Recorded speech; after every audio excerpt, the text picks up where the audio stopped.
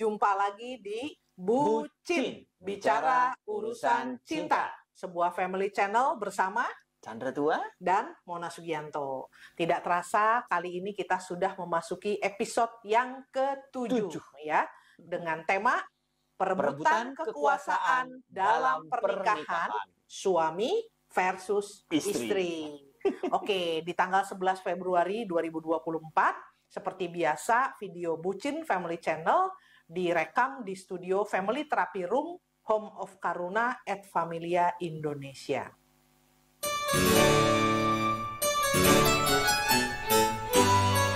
Oke, seperti biasa Papi, kita perlu membahas dulu kenapa topik tentang kuasa ini dibahas di Bucin. Kok kayak nyindir-nyindir gitu loh. Silakan Pi. Oke, Sobat Bucin ya. Jadi kan ketika kita menikah itu pastinya kita dua pribadi yang berbeda. Kalau dua pribadi yang berbeda pasti punya egonya masing-masing, punya zona nyamannya masing-masing. Sehingga kita itu pingin melindungi diri kita sendiri, gitu ya. Nah, oleh karena itu dalam sebuah relasi kita itu kalau tidak menyadarinya ya akan terjadi ya konflik-konflik, riak-riak, tekanan-tekanan. Nah, oleh karena itu kenapa kita perlu membahas tentang siapa sebetulnya yang berkuasa di keluarga kita masing-masing, gitu ya Mona? Oh oke. Jadi penting untuk menyadari siapa yang mungkin powerful, kuat, siapa yang mungkin lebih pede, lebih tampil gitu ya, siapa yang mengambil keputusan, siapa yang memimpin mungkin gitu ya. Karena kalau tidak disadari kemudian ada ketimpangan, nah itu bisa berbahaya gitu. Betul. Ya. Menciptakan konflik dan artinya relasi menjadi kacau. Gitu. Oke.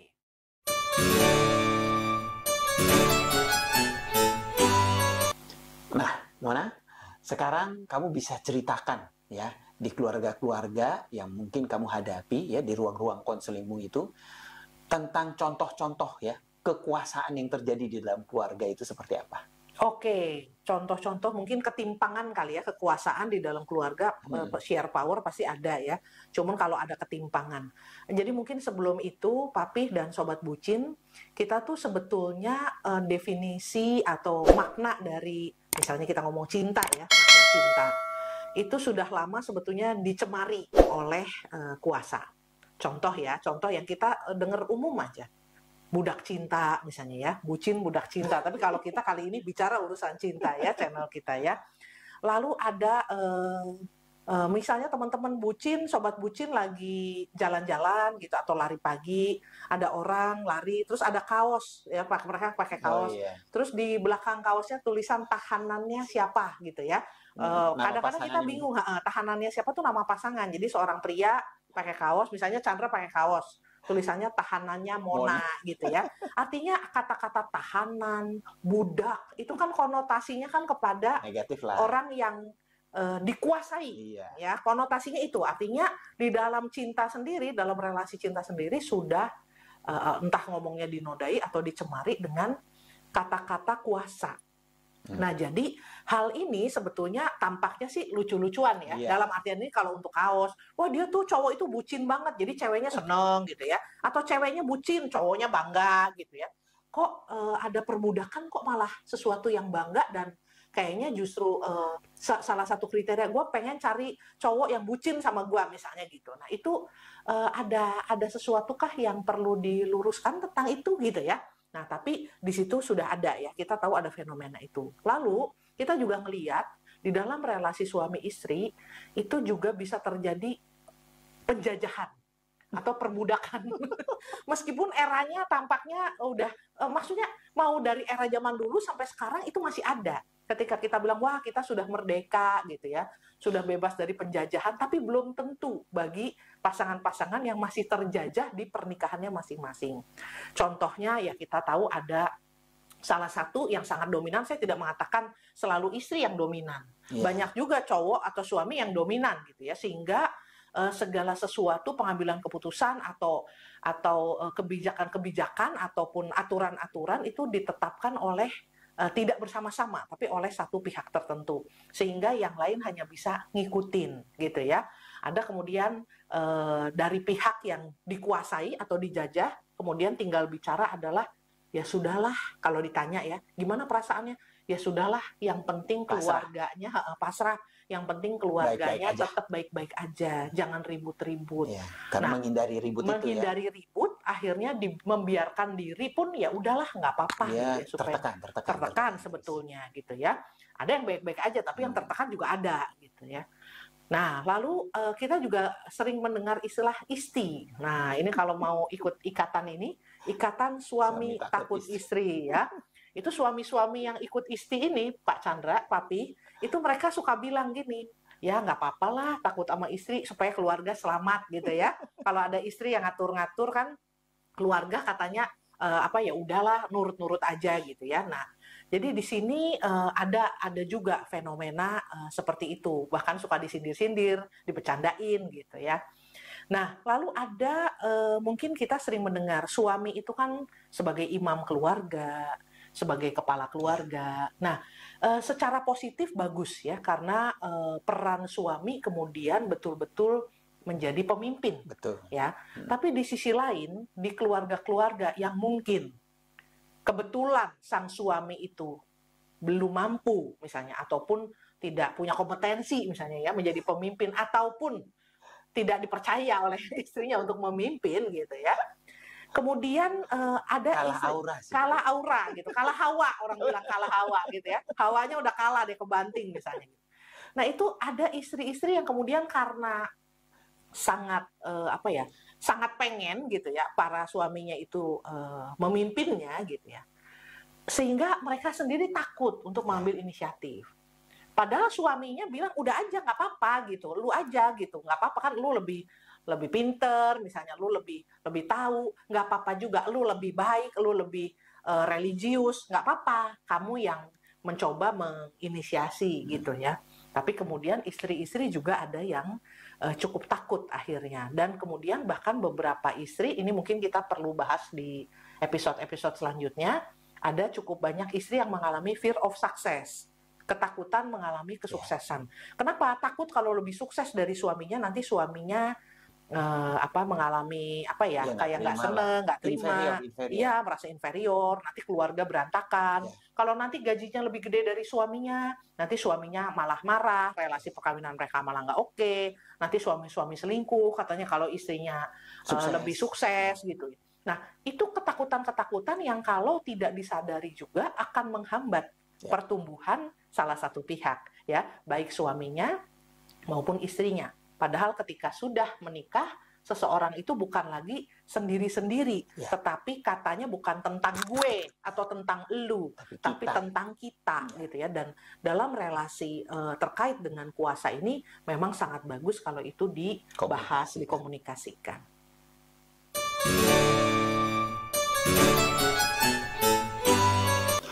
Nah, ini Mona, kita berarti cerita tentang kita nih, ya. Siap. Kalau di keluarga kita itu bagaimana ya tentang distribusi kekuasaannya.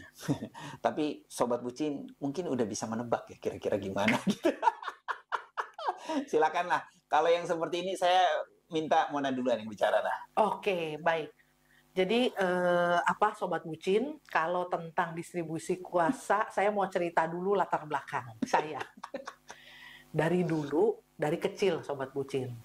Saya ini orang yang susah dipimpin. Tuh, susah dipimpin, tidak patuh, bawa karep sendiri gitu ya. Dan keras kepala alias ngeyel lah kalau mama saya bilang, papa saya bilang gitu ya. Nah, lalu dalam tanda petik ada kondisi-kondisi di mana kengeyelan saya itu terbukti benar. Ya. Akhirnya pede gitu ya, pede bahwa wah pokoknya kalau ngikutin. Dan itu berulang ya? Berulang. Dari kecil kan, ya karena saya punya kemampuan prediksi yang baik gitu ya, punya daya analisa yang baik. Jadi ketika ini bisa begini, ya bener gitu. Sehingga ketika saya ngeyel, lain ketika ngeyel terus salah gitu kan jadi nggak pede ya. Ini udah ngeyel, bener pula gitu ya. Nah, jadi tambah ngeyel kan gitu ya. Nah, lalu saya menikahlah dengan seorang Chandra yang sebetulnya dia betul-betul kepemimpinan gitu ya, sangat pemimpin, cukup dominan, tapi saya ngeyelnya juga dominan gitu ya. Nah, lalu saya adalah anak sulung ya Pi ya, dari kecil Papa mama saya mereka berbisnis waktu kami kecil dulu, sering bepergian keluar kota. Dan sebagai anak sulung saya mengelola di rumah. Padahal masih SD, Sobat Bucin ya. Di rumah tuh waktu masih SD saya udah dipercayain pegang duit belanja bisa seminggu. Lalu juga sudah pasti harus ngatur adik-adik saya, aktivitas mereka, mereka bagaimana. Bahkan mengatur para mbak di rumah. Itu saya mengatur para mbak. Mbaknya banyak ya, ada mbak, ada driver dan lain-lain waktu kecil. Nah itu mereka diatur kalau misalnya kita masak apa, menu apa, uang belanja itu saya yang pegang. Jadi terbiasa punya kekuasaan dari kecil. Ya meskipun di tingkat keluarga gitu. Nah, jadi itu juga terbawa bahwa segala sesuatu tuh harus diatur, dikelola, dan yang atur tuh saya gitu. Saya lebih percaya pada saya gitu ya dalam kondisi itu. Nah, lalu juga memang orangnya cukup dominan saya, sehingga ya tadi yang Chandra bilang ya udah hampir ketahuan lah gitu. Waktu itu kita adain survei ya Pak, kecil-kecilan ya terhadap anggota keluarga di rumah, terhadap kakak, lalu terhadap 3 anak saya gitu ya. Saya tanya sebetulnya kalau kalian ngelihat, karena saya betul-betul nggak kerasa gitu. Ketika Chandra ngomong ya kamu lah lebih berkuasa, saya bilang ya enggak lah gitu. Wong kamu nggak bisa diatur, saya menguasai apa gitu ya. Tapi ternyata begitu saya tanya, itu ada Chandra juga dan ada kakak, kita kumpul lagi makan. Tapi emang iya, menurut mereka, ya mami lah, dan ngomongnya mami lah gitu. Gitu aja kok nanya katanya gitu. Saya kaget kan, oh iya gitu ya. Karena nggak kerasa kalau saya lebih berkuasa gitu ya. Nah gitu, jadi dominan, jadi pengen ngatur dan memang sudah terbiasa untuk karena tadi ya sudah terbiasa dari kecil. Di kelas juga jadi ketua kelas. Di pramuka jadi ketua pramuka, pemimpin upacara, pokoknya itulah serba inilah, serba di depan lah gitu ya. Jadi pokoknya nurut aja lah, nanti sejahtera gitu ya, udah kacau banget ya. Nah lalu saya terbiasa dengan planning. Jadi kalau dikatakan distribusi kuasa di dalam perkawinan, di dalam keluarga kami, walaupun tadinya tidak saya sadari sampai kemudian channel ini dan percakapan-percakapan kami di retret gitu ya. Ya itulah gitu, seperti itulah. Jadi Sobat Bucin tahu siapa sebetulnya yang berkuasa di sini. Nah sekarang Papi deh. Oke ya. Jadi kita lihat ya distribusi kekuasaan itu ya. Tapi ada peristiwa-peristiwa di mana Mona itu suka bicara. Mungkin sampai 3 tahun terakhir itu tadi saya bicara ya. Perkawinan kita itu di ujung tanduk. Jadi saya bingung di mana ujung tanduknya itu. Itu sebuah intimidasi sebetulnya, ya. Intimidasi supaya saya melakukan sesuatu supaya menyenangkan dia, kayak gitu. Intinya sebetulnya begitu. Jadi bolak-balik dia bisa bilang begitu, tapi sekarang udah enggak ya. 3 tahun ya, 3 tahun terakhir udah bertobat. Ya? Udah mulai bertobat ya. Nah kemudian juga contoh ya yang sering terjadi gitu ya di rumah itu ya. Anak-anak itu sering dipanggil rapat. oleh maminya. Kenapa? Untuk koordinasi, untuk planning gitu ya. Apalagi kalau anak kita yang sekarang ini udah lagi remaja gitu ya, dipanggil lagi main game gitu ya. Pasti marah, rapat terus ya. Terus apa sih? Apalagi sih? Ngomong apa lagi gitu ya. Tapi artinya kita sudah terbiasa dengan itu ya. Dan anak-anak juga sudah mulai paham gitu. Nah, kemudian satu hal saya pikir saya harus menerima kondisi saya. Kenapa? Karena ya Mona itu adalah perempuan yang smart gitu ya, cerdas gitu. Mungkin IQ-nya jauh ya dibanding saya gitu. Kalau saya itu agak lemo-lemo dikit gitu. Kalau Mona tuh enggak, cepat sebetulnya gitu. dia enggak lemo. Gitu ya. Nah, jadi resiko mengawini perempuan berbakat, perempuan cerdas, ya jadi kita harus terimalah gitu ya. Menyadari kemampuan gitu Mona. Loh, tapi itu belum menjawab. Jadi kamu tuh menderita banget gak gitu loh. Biar Sobat Bucin juga bisa refleksi juga dengan pernikahannya. Tapi terus terang saya mengawini perempuan yang cerdas ya banyak hal tuh saya senang juga gitu. Ya udah biar kamu aja gitu. Biar kamu aja. Jadi nggak terlalu rumit bagi saya. Karena memang saya punya keterbatasan dan menyadari keterbatasan itu, malah saya justru terbantu dengan keputusan-keputusan yang dibuat oleh Mona gitu. Oke, nah, because she is smart. Gitu. Nah, Sobat Bucin kan itu kesannya kalau Chandra itu jadinya kan kayak dia tuh ngalah dan terima gitu. Padahal sebetulnya enggak juga gitu banget. karena dia tuh untuk hal-hal yang sangat esensi, Chandra itu sangat teguh gitu ya. Jadi kalau saya bilang bahwa saya dominan atau apa, tapi saya tuh mengalami kegagalan dalam menjajah dia. Gitu. Ada keinginan mendominasi, ya dorongan ya. Udah deh, tolong dong, ini biar gampang, biar cepet gitu ya. Tapi dia tuh ada yang nggak bisa didominasi juga gitu ya. Jadi dia juga orang yang tapi itu biasanya prinsip-prinsip atau iya, keputusan penting. jadi banget, keputusan-keputusan besar, penting, utama tentang value, tentang pokoknya keputusan besar itu sebetulnya dia yang ambil. Jadi saya pernah bilang sama dia waktu saya dibilang berkuasa gitu ya, saya membela diri saya dengan mengatakan, ya lu kasih gue kekuasaan kecil, yang remeh-remeh gue yang ngatur, giliran yang gede lu gitu. Nah jadi dia nggak segitu-gitu juga. Nggak, gue takutnya gue disangka penjajah banget gitu. Jadi harus klarifikasi. Klarifikasi nih. Oke.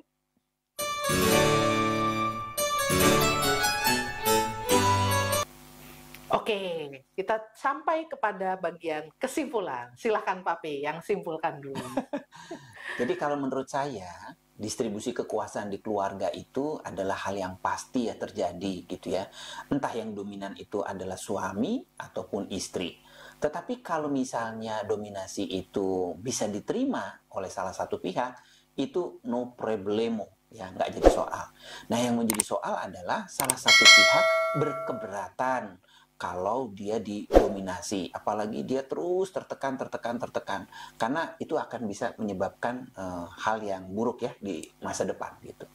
Oke, jadi selama itu didiskusikan, disepakati bersama, kemudian sebisa mungkin juga diseimbangkan mungkin ya, jangan terlalu jomplang banget gitu ya. Artinya dengan diskusi, rajin untuk meeting gitu ya, untuk bersama, lalu kemudian kan bisa diseimbangkan. Bagiannya apa. Kenapa? Karena relasi suami istri itu walaupun dikatakan suami istri, kalau di breakdown job desk-nya suami, job desk-nya istri, belum kalau udah punya anak itu kan banyak banget. Jadi sehingga perlu dibagi, oh bagianmu apa, sama kayak kita kalau kerja terus ada kerja kelompok pembagian tugas ada gitu departemen kan. A, departemen B dalam melakukan fungsinya masing-masing, dan tentu itu perlu dibagi gitu. Tapi dalam membaginya tentu perlu disesuaikan dengan kondisi ya, misalnya kemampuan, keadaan, waktu dari si suami dan istri. Ada juga orang-orang karena yang kalau tidak fleksibel, itu akhirnya menuntut terlalu banyak kepada salah satu pihak. Kamu dong yang harus memimpin, gitu ya. Tapi yang disuruh mimpin tuh nggak bisa dan nggak mau, terus yang dipimpin juga sebetulnya nggak rela-rela banget. Itu bisa jadi masalah gitu. Nah, tapi gini, Papi, mungkin untuk Sobat Bucin, ada nggak tips ketika kita perlu di dalam keluarga kita mendiskusikan tuh seperti apa, gitu ya, supaya itu lebih seimbang? Mungkin ada. Ya, saya kira mungkin yang pertama yang sederhana ya. Kita tuh perlu lakukan seperti istilahnya tuh refleksi gitu ya. Jadi kita perlu bertanya kepada pasangan kita, apakah kamu bahagia? Apakah kamu ada sesuatu yang ingin kamu katakan kepada saya yang membuatmu lebih lega? Oke, dan itu rutin ya, tapi ya bertanya gitu ya, bertanya untuk refleksi gitu ya. Oke. Jadi itu hal sederhana, tapi membuat komunikasi itu menjadi bagus gitu ya. Oke.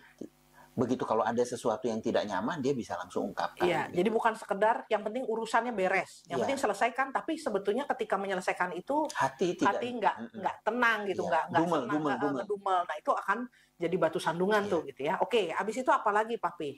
Tadi selain rapat keluarga ya, diskusi, berarti kalau rapat kan penjadwalan lah, apalah, rencana gitu ya. Ya, saya kira juga kalau misalnya masalahnya sudah semakin runcing karena udah terlalu lama ya, mungkin perlu menghubungi pemuka agama atau konselor atau mungkin juga tenaga yang profesional gitu ya, untuk menjadi pihak ketiga. Gitu, Oke, untuk yang netral gitu ya, untuk membantu kalau misalnya dirasakan ini sangat terkendala, ada salah satu pihak yang kemudian sangat menderita gitu ya, sangat terjajah, sangat terjolimi misalnya gitu ya.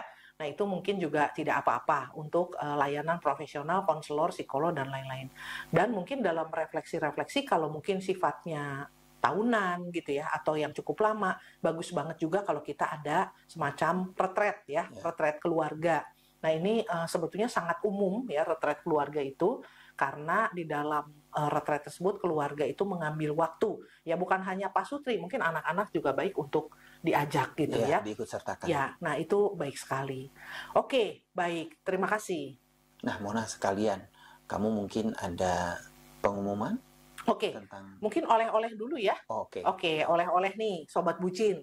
Apakah terjadi ketimpangan kuasa di dalam pernikahan Anda? Dan kalau ada atau tidak, misalnya gitu ya, apa sih yang perlu dilakukan untuk itu? Tadi kita tahu bahwa sesuatu itu kadang-kadang mungkin lucu gitu, tapi bisa jadi tidak lucu lagi ketika itu menimbulkan luka ya pada salah satu pihak atau anggota keluarga. Jadi, apakah terjadi ketimpangan kuasa dalam pernikahan? Lalu apa yang perlu dilakukan? Nah, itu oleh-olehnya. Oke, good. Langsung ke pengumuman ya, baik. Info Bucin di episode ke-8, kita akan bertemu lagi di hari Minggu, 18 Februari 2024, pukul 19 WIB. Dengan pembahasan, nah kita akan masuk, keren banget nih, tentang peran ya, kita akan masuk, dan kita akan dahulukan peran pria yang disebut suami. Jadi temanya pria yang disebut suami. Tapi sebelum kita bertemu di episode ke-8, akan ada special edition nih, Papi ya, karena kita akan menghadapi Valentine Day, hari kasih sayang di tanggal 14 Februari. Nanti di tanggal 14 Februari, seperti biasa jam 19, kita akan ada Bucin special edition. Khusus di Valentine Day. Betul. Dengan tema menakar cinta. Ya, jadi menakar cinta. Nah, gimana tuh menakar cinta gitu ya? Nanti kita sama-sama akan refleksi. Dan juga kita Sobat Bucin, bagi yang udah gemes-gemes gitu ya, kita suami istri mau ketemuan, kita juga akan ada kopdar, Bucin Kopi Darat. Ya, dengan potluck ya, kita akan masing-masing pasutri-pasutri gitu ya, kita bawa makanan-makanan ringan lah yang menyenangkan untuk kita sambil ngobrol-ngobrol, sambil sharing-sharing. Itu akan jatuh di hari Sabtu 24 Februari 2024 jam 11 WIB. Jadi kita makan siang bersama, potluck, Kopi Darat Bucin Family Channel ya. Jangan lupa langsung di save tanggalnya dan siapkan, kita ketemuan ya. Oke Sobat Bucin, kita sudah sampai di akhir sesi ya. Jangan lupa kalau misalnya ada pertanyaan, kemudian juga ada sharing kisah-kisah keluarga, atau mau menyapa keluarga-keluarga lain, silakan Sobat Bucin kirim email ke bucinfamilychannel@gmail.com atau WA chat only 0812 1784 6280. Gitu saja Mona. Oke. Terima kasih untuk kebersamaan hari ini Sobat Bucin. Sampai ketemu lagi. Sampai jumpa lagi. Bye-bye.